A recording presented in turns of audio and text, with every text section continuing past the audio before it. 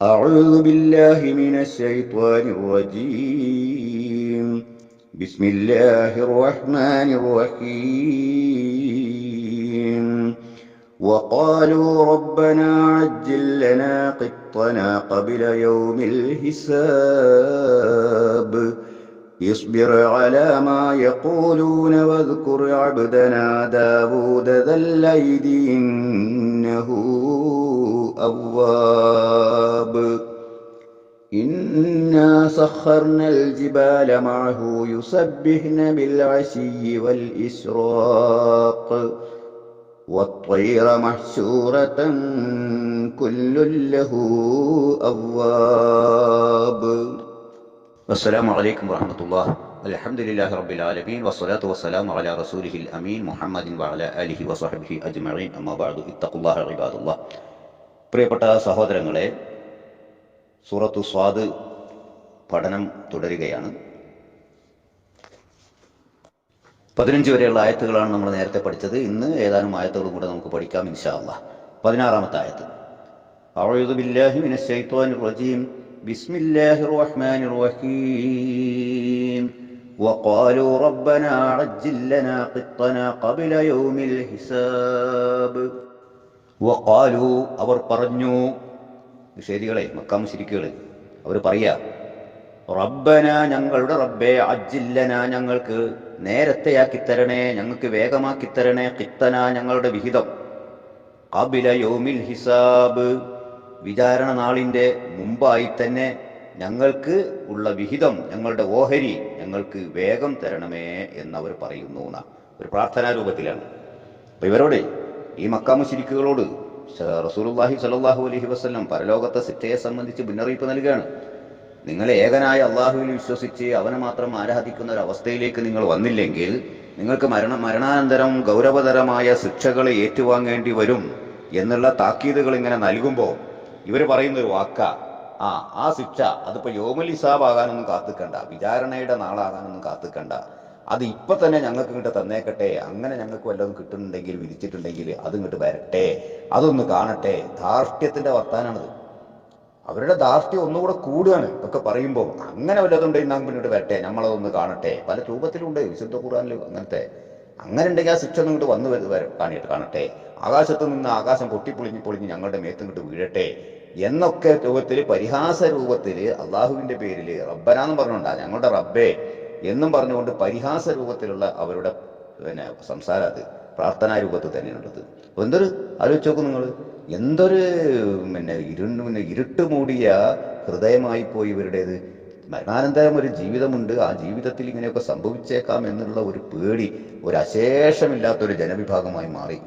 നമ്മൾ അള്ളാഹുല് പ്രത്യേകിച്ച് കാവലിനെ തേടണം. പരലോകത്തെ ശിക്ഷ അതിഭയാനകമാണ്, പറഞ്ഞറിയിക്കാൻ കഴിയാത്തതാണ്, നമുക്ക് ചിന്തിക്കാൻ പോലും കഴിയാത്തതാണ്. അത്തരമുള്ള ശിക്ഷയാണ് പറയുന്നത്. ഇങ്ങോട്ട് വന്നോട്ടെ നേരത്തെ തന്നെ. അള്ളാഹു കാത്തു രക്ഷിക്കട്ടെ നമ്മളെയൊക്കെ. ഇനി 16-ാം ആയത്തിന്റെ പദാനുപദാർത്ഥത്തിലേക്ക് പ്രവേശിക്കാം. വഖാലു, അവർ പറയുകയും ചെയ്തു, റബ്ബന, ഞങ്ങളുടെ റബ്ബേ, ഞങ്ങളുടെ നാഥ, അജ്ജിൽ, നേരത്തെയാക്കണമേ, ലന, ഞങ്ങൾക്ക് നേരത്തെയാക്കി തരണേ, അല്ലെങ്കിൽ വേഗത്തിലാക്കണമേ, ഖിത്തന, ഞങ്ങളുടെ വിഹിതം അല്ലെങ്കിൽ ഞങ്ങളുടെ ഓഹരി, ഞങ്ങൾക്ക് കിട്ടാനുള്ളത്, ഖബില, മുമ്പ്, യൗമു, ദിവസം, ഹിസാബ്, വിചാരണ. അപ്പൊ ഖബില യൗമിൽ ഹിസാബ്, വിചാരണ ദിവസത്തിനേക്കാളും മുമ്പ് തന്നെ ഞങ്ങൾക്ക് ഇതൊക്കെ ഇങ്ങ് തന്നേക്കണമേ. 17-ാം ആയത്തിലേക്ക് പ്രവേശിക്കാം. യസ്ബിർ അലാ മാ യഖൂലൂന വദ്കുർ അബ്ദനാ ദാവൂദ ദൽ അയ്ദി ഇന്നഹു അവ്വാബ്. അല്ലാഹു റസൂലുള്ളാഹി സ്വല്ലല്ലാഹു അലൈഹി വസല്ലമയോട് പറയാ, ഇവരിങ്ങനെയൊക്കെ ധാർഷ്ട്യം കാണിക്കുകയാണല്ലോ. അവർ ഇത്ര വരെ ചോദിക്കുക, എന്ത് അള്ളാഹുവിന്റെ ആ ശിക്ഷ, നീ പറയുന്ന ശിക്ഷ ഉണ്ടല്ലോ മുഹമ്മദേ, അത് ഇങ്ങോട്ട് വരട്ടെ, ഞങ്ങൾക്ക് യൗമുൽ ഹിസാബ് വരെയൊന്നും അതിന് കാത്തിക്കണ്ട, ഇപ്പൊ തന്നെ വന്നോട്ടെ എന്ന് പറയുമ്പോൾ റസൂലുള്ളാഹി സ്വല്ലല്ലാഹു അലൈഹി വസല്ലമയ്ക്ക് സമാധാനം നൽകുകയാണ് അള്ളാഹു. റസൂലുള്ളാഹി സ്വല്ലല്ലാഹു അലൈഹി വസല്ലമയോട് അള്ളാഹു പറയാണ്, യുസ്ബിർ, നീ ക്ഷമിച്ചു കൊള്ളുക, അലാ മാ യഖൂലൂന, അവർ പറയുന്ന കാര്യത്തിലൊക്കെ നീ ക്ഷമിക്കുക, പ്രയാസപ്പെടണ്ട. ഇവരിങ്ങനെയും ഇതിന്റെ അപ്പുറവും പലതും പറയും. എന്ത് പറഞ്ഞാലൊന്നും സാരല്ല, പ്രശ്നമാക്കേണ്ടതില്ല, ക്ഷമിച്ചോ, നീ വിഷമിക്കേണ്ട. അങ്ങനെയാണല്ലോ നമ്മൾ വളരെ സൗഹാർദ്ദപൂർവ്വം, വളരെ പ്രതീക്ഷയോടുകൂടെ ഒരാളെ ഒരു ഭാഗത്തേക്ക് ക്ഷണിക്കുമ്പോൾ ഒരു സത്യത്തിലേക്ക്, നന്മയിലേക്ക് ക്ഷണിക്കുമ്പോൾ എത്ര പറഞ്ഞിട്ടും ഇയാളിത് അംഗീകരിക്കുന്നില്ല എന്ന് മാത്രമല്ല, കുത്തുവാക്കുകൾ പറയുക, അകറ്റുക, എല്ലാവിധ അസഹ്യമായ പ്രവർത്തനങ്ങൾ ചെയ്യുക, എല്ലാം ഇങ്ങനെ വരുമ്പോൾ ഉണ്ടല്ലോ ഒരു വല്ലാത്തൊരു മനമടുപ്പ്. എന്തെങ്കിലും ആയിക്കോട്ടെ, എനിക്ക് വേണ്ടിയൊന്നുമല്ലോ, ഇവർക്ക് വേണ്ടി തന്നെ അല്ലേ, ഇതിപ്പോൾ എനിക്ക് വേണ്ടിയാ, ഇവർ നരകത്ത് പോകുന്നതിലും രക്ഷിക്കാൻ വേണ്ടിയില്ല, ഓർക്ക് നരകം അല്ലെങ്കിൽ അങ്ങോട്ട് പോയിക്കോട്ടെ, അങ്ങ് നരകത്തിൽ കണ്ട് പോയിക്കോട്ടെ, അവർക്ക് അല്ലാഹുവിൻ്റെ സ്വർഗം ആവശ്യമില്ലെങ്കിൽ അവർക്ക് വേണ്ട, എന്തിനാപ്പം ഞാൻ ഇതിൻ്റെ പിന്നാലെ നടക്കുന്നത് എന്ന് വിചാരിച്ച് മനസ്സ് വിഷമിക്കേണ്ടെന്ന് നമ്മളോടുള്ളൊരു കൽപ്പനയാണത്. സർവ്വ സത്യവിശ്വാസികളോടുള്ള അള്ളാഹുവിൻ്റെ ഒരു അറിയിപ്പാണ്. നിങ്ങൾ ഈ ദീനി മാർഗത്തിൽ പ്രവർത്തിക്കുമ്പോൾ നിങ്ങൾ ഉദ്ദേശിച്ച ഫലമൊന്നും കിട്ടിയെന്ന് വരികയില്ല. പലപ്പോഴും കുത്തുവാക്കുകളായിരിക്കും ഉണ്ടാവുക. നിങ്ങളുടെ കാര്യത്തിന് വേണ്ടിയല്ല, നിങ്ങൾ ആരെയാണോ ക്ഷണിക്കുന്നത് അവന് വേണ്ടി, അവൻ്റെ നന്മക്ക് വേണ്ടിയാണ് നമ്മളൊക്കെ പറയുന്നത്. അപ്പോൾ അതിനനുസരിച്ചുള്ള പ്രതികരണം കിട്ടാത്ത സമയത്ത് ഒരുപാട് ക്ഷമിക്കും. പിന്നെണ്ടല്ലോ അവസാനം ഒരു ക്ഷമ വിട്ടുപോകല്. അത് വേണ്ടെന്നാണ്. അവന് വേണ്ട, പിന്നെ ഓൻ എന്തെങ്കിലും ആയിക്കോട്ടെ എന്നുള്ളൊരു ചിന്ത വേണ്ട. വീണ്ടും വീണ്ടും ക്ഷമിച്ച് അതിൽ തന്നെ നിലകൊള്ളുക, അതേ ദൗത്യത്തിൽ തന്നെ, സത്യത്തിന്റെ മാർഗത്തിൽ തന്നെ മുന്നോട്ട് പോയിക്കൊള്ളുക എന്നാണ് അള്ളാഹു ഉറപ്പെടുത്തുന്നത്. യുസ്ബിർ, നീ ക്ഷമ പോയിക്കൊള്ളുക, അലാമായ കൂലൂൻ, അവർ പറയുന്ന കാര്യങ്ങളിലൊക്കെ നീ ക്ഷമിച്ചോ. വദ്കുർ അബ്ദനാ ദാവൂദ് അലൈഹിസ്സലാമിനെ, നമ്മുടെ അടിമയായ ദാവൂദിനെ നീ ഓർത്തുകൊള്ളുക. ഇവിടെ അയ്യൂബ് നബി അലൈഹിസ്സലാമിനെ എടുത്തു പറയാൻ പ്രത്യേകിച്ച് ചില കാരണങ്ങളും കൂടെ ഉണ്ട്. ഈ മക്കാ മുശ്രിക്കുകളൊക്കെ നാട്ടുപ്രമാണിമാരും ആ നാട്ടിലെ വലിയവന്മാരുമാണ് എന്ന് ചമഞ്ഞിരുന്ന ആൾക്കാർ, ഞങ്ങൾക്കുള്ള അധികാരവും ഞങ്ങൾക്കുള്ള സ്വാധീനവും അതുപോലെ ഞങ്ങൾക്കുള്ള സാമ്പത്തിക ശക്തിയും അല്ലെങ്കിൽ ഞങ്ങൾക്കുള്ള കുടുംബശക്തിയും അതെല്ലാം ഞങ്ങളാണ്, നിന്നെക്കാളും മുമ്പിൽ നിൽക്കുന്നത്. നീ ഒരു അനാഥ ബാലൻ, ആരുമില്ലാത്തവൻ, തുണയില്ലാത്തവൻ, അങ്ങനത്തെ ഒരുത്തനാണ്. നിന്നെക്കാളൊക്കെ മുമ്പിൽ നിൽക്കുന്നത് ഞങ്ങളാണ്, എല്ലാ ശക്തിയും ഞങ്ങൾക്കാണുള്ളത്. അങ്ങനെ ഒരു സന്ദേശം, ഒരു ഉത്ബോധനം അള്ളാഹു അവതരിപ്പിക്കണമെന്ന് ഉദ്ദേശിച്ചിട്ടുണ്ടെങ്കിൽ അത് ഞങ്ങളിലുള്ള സമർത്ഥന്മാരായ നല്ല നല്ല ആൾക്കാരോടല്ലേ, കൊള്ളാവുന്ന, സമൂഹത്തിൽ പേരും പ്രശസ്തിയുള്ള വലിയ വലിയ സാഹിത്യകാരന്മാരൊക്കെ ഞങ്ങളുടെ കൂട്ടത്തിലില്ലേ? അവർക്കല്ലേ അങ്ങനെ കിട്ടേണ്ടിയിരുന്നത്, അല്ലാതെ ഒരു അപ്രശസ്തനായ നിനക്കല്ലല്ലോ അത് കിട്ടേണ്ടിയിരുന്നത് എന്ന് പറയുമ്പോൾ അള്ളാഹുവിൻ്റെ റസൂലിനോട് പറയാണ്, അവരെ അങ്ങനെ വലിയ ശക്തന്മാരും മല്ലന്മാരും ഒക്കെയാണ് എന്നുള്ളതൊന്നും അവരങ്ങനെ ധരിക്കേണ്ടതില്ല. അവരതിൽ കുറ്റിയൊന്നും ഇവന്മാരില്ലല്ലോ, അതിനേക്കാളും മേലെയൊന്നും അല്ലല്ലോ ഇവന്മാർ. അതുകൊണ്ട് പ്രവാചകരെ താങ്കൾ ക്ഷമിച്ചേക്കുക, സാരല്ല, നിങ്ങൾ മനസ്സതുകൊണ്ട് വിഷമിക്കേണ്ട, നീ നിന്റെ ദൗത്യവുമായി മുന്നേറിക്കൊള്ളുക എന്ന് അള്ളാഹു സമാധാനിപ്പിച്ചുകൊണ്ട് റസൂലുള്ളാഹി സ്വല്ലല്ലാഹു അലൈഹി വസല്ലമയോട് പറയുകയാണ്. ഇനി ഈ ആയത്തിന്റെ പദാനുപദാർത്ഥത്തിലേക്ക് നമുക്ക് പ്രവേശിക്കാം. യുസ്ബിർ, നീ ക്ഷമിക്കുക, അലാമ, ഒന്നിൽ, യഖൂലൂന, അവർ പറയുന്നു, അതിൽ. അപ്പോൾ അലാമ യഖൂലൂന, അവർ പറയുന്നതായ ഒന്നിൽ, അതായത് അവർ പറയുന്ന കാര്യത്തിൽ നീ ക്ഷമ കൈകൊള്ളുക. വദ്കുർ, നീ ഓർക്കുകയും ചെയ്യുക, അബ്ദന, നമ്മുടെ അടിമയെ, ദാവൂദ, അതായത് ദാവൂദിനെ, അബ്ദന ദാവൂദ, നമ്മുടെ അടിമയായ ദാവൂദിനെ, വദ്കുർ, നീ ഓർക്കുകയും ചെയ്യുക. ദൽ ഐദി, കരബലമുണ്ടായിരുന്ന അല്ലെങ്കിൽ കായിക ബലം ഉണ്ടായിരുന്ന, കയ്യൂക്കുണ്ടായിരുന്ന, ഇന്നഹു, തീർച്ചയായും അദ്ദേഹം, അവ്വാബ്, വിനയം ഉള്ളവനാണ്, വളരെ മടക്കമുള്ളവൻ, അള്ളാഹുവിലേക്ക് കേരിച്ച് മടങ്ങിയവൻ അല്ലെങ്കിൽ വിനയമുള്ളവൻ എന്നൊക്കെയാണ് അബ്വാബിന്റെ അർത്ഥം. 18ാമത്തെ ആയത്തിലേക്ക് പ്രവേശിക്കാം. ഇന്നാ സഖർനൽ ജിബാല മഅഹു യുസബ്ബിഹ്ന ബിൽ അശിയ്യി വൽ ഇശ്റാഖ്. ഇന്നാ സഖർന, നാം അദ്ദേഹത്തിന് കീഴ്പ്പെടുത്തി കൊടുത്തിരുന്നു, അൽ ജിബാല, പർവ്വതത്തെ നാം ദാവൂദ് നബി അലൈഹിസ്സലാമിന് കീഴ്പ്പെടുത്തി കൊടുത്തു, അള്ളാഹു കീഴ്പ്പെടുത്തി കൊടുത്തു. മഅഹു, അദ്ദേഹത്തിന്റെ കൂടെ, യുസബ്ബിഹ്ന, അവ തസ്ബീഹ് ചെല്ലുമായിരുന്നു, അഥവാ കീർത്തനങ്ങൾ ചെല്ലുമായിരുന്നു, ബിൽ അശിയ്യി, സന്ധ്യാസമയത്തും, വൽ ഇശ്റാഖി, പ്രകാശ സമയത്തും അഥവാ ഉദയസമയത്ത്.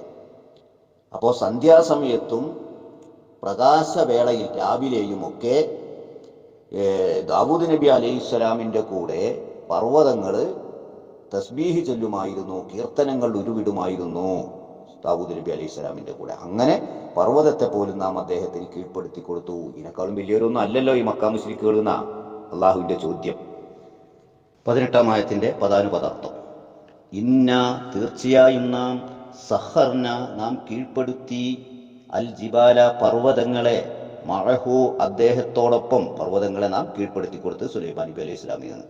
യുസബ്ബിഹ്ന, അവ തസ്ബീഹ് ചെയ്തുകൊണ്ട്, ബിൽ അശിയ്യി, സന്ധ്യാസമയത്തും, അതായത് വൈകുന്നേരം, വൽ ഇശ്റാഖി, പ്രകാശവേളയിലും, അതായത് രാവിലെ പ്രഭാതത്തിൽ, ആ സമയത്തൊക്കെ അവ സുലൈമാൻ നബി അലൈഹി സ്വലാമിനോടൊപ്പം കീർത്തനം ചെയ്യുന്ന വിധത്തിൽ ഈ പർവ്വതങ്ങളെയൊക്കെ അള്ളാഹു ദാവൂദ് നബി അലൈഹി സ്വലാമിന് കീഴ്പ്പെടുത്തി കൊടുത്തു എന്നർത്ഥം.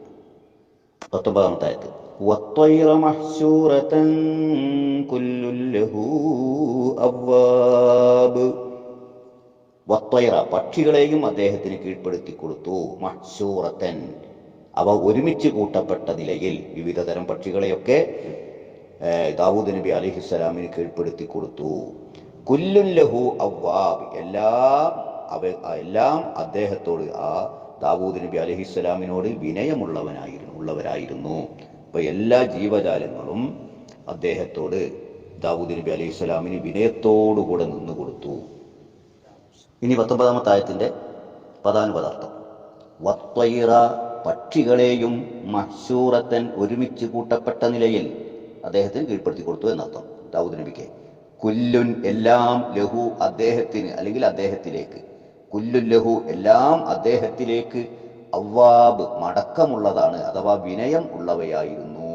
പ്രിയ പഠിതാക്കളെ, ഖുർആൻ പഠനം ഇന്നത്തേതോടെ അവസാനിക്കുകയാണ്. സൂറത്ത് സ്വാദിലെ 19 വരെയുള്ള ആയത്തുകളാണ് ഇപ്പോൾ നമ്മൾ പഠിച്ചത്. ദാവൂദ് നബി അലൈഹിസ്സലാമിന് അള്ളാഹു നൽകിയിട്ടുള്ള ഒരുപാട് അനുഗ്രഹങ്ങളും അദ്ദേഹത്തിൻ്റെ കഴിവുകളും അദ്ദേഹത്തിൻ്റെ ശാരീരിക ബലവും എല്ലാം സൂചിപ്പിക്കുകയാണ് ഈ ആയത്തിലൂടെ അള്ളാഹു ചെയ്തിട്ടുള്ളത്.